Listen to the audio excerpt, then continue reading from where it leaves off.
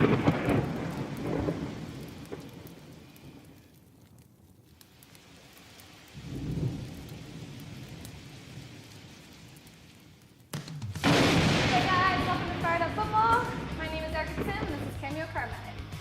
This is where I get to watch all the games, the highlights, the football shows, and what I do is bring you the news you may have missed, the stories that I'm ahead of that are developing, fantasy players you should consider adding, games that we like for next week, and a ton more. Let's go to the studio and get started. All right, let's go. Erica, let's get started. What do you got first? All right, so week 1, we have the Patriots. You know, this is how the NFL 2017 season started, so I think it's worth mentioning a couple of things about this game. Now, I'm not a statistics guy. I'm not going to talk about statistics a lot, but I do want to mention that Brady had 105 wins when leading in the fourth quarter until Thursday night when he lost. One other quick statistic I want to mention, he's lost 3 home openers in his career. He's went on to win the Super Bowl on all 3 of those years that he lost that home opener. The more important story, and I was talking about this before the game, I thought Patriots were going to win, is Alex Smith. He's 33 years old. He's a mobile quarterback. He's known as a game manager. He didn't manage the game on Thursday night. He won the game. They gave him new weapons. He stretched the field. Now, the Chiefs did draft Patrick Mahomes. Got a lot of talent, a lot of potential. I think the Chiefs will go deep into the playoffs this year. It's going to be a dilemma. Are you going to bench Alex Smith and put in Mahomes? Are you going to trade Alex Smith? If you do, he makes a lot of teams instantly better. Cardinals, for example. Carson Palmer just doesn't look good. Texans, they're horrible. They need a quarterback. They got a good D with J.J. Watt and Clowney, but they could definitely use a quarterback. Broncos, I know they're doing Trevor Siemian and Paxton Lynch, but they could become instantly better with Alex Smith. Vikings don't have a quarterback on the roster in 2018. And of course, the Jets. All right, so next we have the Colts. What a terrible team. It's like they drafted Andrew Luck in 2012 and they thought that they should have got handed the Lombardi Trophy. They've done nothing for him. All they've done is got him injured. They have no line. The line is terrible. They got him injured. As you know, he didn't start week 1. They put in Scott Tolzien, who's horrible. Doesn't even belong in the NFL. His first pass was a pick 6. Even if Luck was healthy and you put him in week 1, he's injured again. They've done nothing. They got T.Y. Hilton who can stretch the field. They got Frank Gore who can run between the tackles. That's it. They have no dynamic players. They have no line to protect them. They're terrible. Chuck Pagano probably fired after week 2. He, in his press conference, was talking about how the 49ers played great, how the 49ers really took it to him. He played the Los Angeles Rams. He didn't play the 49ers last week. He's gone. He will not be there week 2.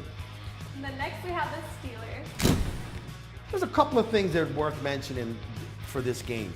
We'll talk about it a little bit later. What the Browns did on the sideline to make it, to unite the players, already stand for national anthem, with the first responders, with the police department, fire. I really like that. That was a really great move by them, and that's probably one of the first solutions that anyone's come with, people kneeling and sitting for the national anthem. A couple of quick facts I want to mention about the Steelers. The Steelers picked up Joe Hayden, the Browns cut him. Joe Hayden got the game ball at the end of that game. He, in 7 years, has never won a home opener. He goes to the Steelers after the Browns cut him. The Steelers go into Cleveland. They beat him. He gets the game ball. That's a feel-good story. One other thing I want to mention during that game, Cleveland re-entered the league in 1999. Since then, Ben Roethlisberger has more wins than any other Cleveland quarterback since that time. The Steelers play in Cleveland 1 time a year, and Roethlisberger has more wins than any Cleveland quarterback during that time. All right, so next we have the players to add, fantasy players. First off is Cohen. Now this guy is more, he's listed as a running back, but he's more of a receiver. He was all over the field Sunday. He's about 5'8", and you just can't catch him. He's a player that you should definitely consider adding. Next we have Tylen. Oh, what a feeling. This guy is a PPR monster. I think he had like 16 points last week. He may still be available. Look at him, he's wide receiver on the Vikings. All right, Cup is next. I was lucky enough to pick him up. A lot of experts say that he is going to be the leading wide receiver in the NFL. Plays for the Rams, and he's a rookie. All right, right after that, Galladay. 2 touchdowns last week as a rookie. He lays out for the ball. If you see his first touchdown, sacrificed his body, wide receiver on Detroit. Try to get him. Okay. Carson is our last one. This is kind of a long shot. I actually picked him up. Seattle definitely has problems with their line. They're not running the ball well. They're not protecting well. He is a rookie. He's got most touches on Sunday. Get him, put him on your bench, and see what happens. All right, Carmine, so out of all 5 of these players, which one do you I like Cup. recommend? I like Cup. He's just he's a big target. You've got a second-year quarterback. Try to get him on your league. Try to get him on your team. All right, Erica. All right. So now we're rolling back into week 2. Good. And week 2, we're going to start off with... These are our picks. Okay, the Ravens just went into Cincinnati, and they shut down 20-0. They shut them down. They didn't score a point. Andy Dalton looked terrible. They sacked him. I think they picked him off 3 times. They sacked him 5 times. This is the Ravens' home opener. I think they win by at least 10 on this game. I love the Ravens here. All right, so now, what do you think about the Patriots? Patriots are angry. Couple of quick things. They go into New Orleans. New Orleans played Monday night, short week. Patriots have been resting since Thursday night, and they are brewing mad. Just like our coffee this morning. They are fired up. I think that they just destroy the Saints.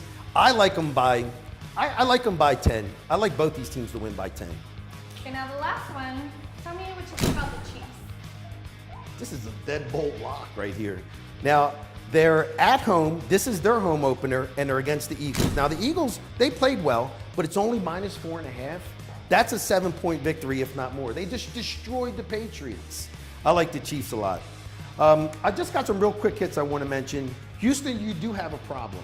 They got sacked 10 times. The record is 12. They got sacked 10 times last week against Jacksonville. Now, I know Jacksonville spent some money on defense.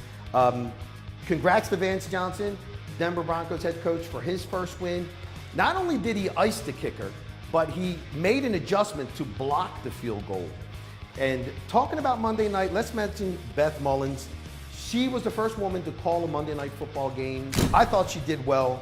People ripped her apart. They hated her. They hated her voice. When you hear her voice, automatically, I speak for many guys, I'm thinking women's sports, women's basketball, women's softball. She just has that voice that you identify with women's sports. Although she did a good job, you need a little different, and by different I mean someone like a Kay Adams. She's on Good Morning Football. She'd be excellent in the booth. She knows football well. I'm going to go ahead and give you her Twitter information. If you don't know who she is, you can follow her. She'd be great in the booth on Monday night. But she's not taking my spot. All right, if you got that lifestyle where you can't sit in front of a TV and get all the news, the facts, who you should pick up, this is the show to watch. We're going to do it every Friday. Watch the show. You'll be current on what's going on, who to pick up, who to bet. I do want to mention a friend of mine. Her name's Kathy Kelly. She started a business out here called Taste Buzz, where you get to go to a couple of different restaurants. You get to do some sightseeing. It's great for a date, so you're just not sitting across the table thinking about what to say to her. That would be really horrible. I know. I think we got a clip of it. Oh yeah, let me show you Carmine. It's right here. Hi, I'm Kathy, your Vegas foodie friend. So you're in Vegas and you're looking for something exciting and delicious to try. So let me take you on a food tour. Book a tour with me and mention this video to receive 10% off your first foodie tour. I look forward to dining with you. Where is that? That one's in Container Park. You never been? No. Oh, Container Park is down Fremont. So it's downtown Fremont, not where the area where the lights are at the top. Keep going, you can go bar hopping. Container Park is right on the corner. They have a lot of food, drinks. It's a lot of fun. All right, Carmine, what got you fired up? I'll tell you what's got me fired up, and I feel really passionate about this. It's the players sitting down for the national anthem. Cleveland did get it right last week. They had the first responders, the police department, the fire department, all locked in arms on the sideline. I love that. It was really touching. But I've got 2 other solutions for the players who still want to sit down or take a knee during the national anthem.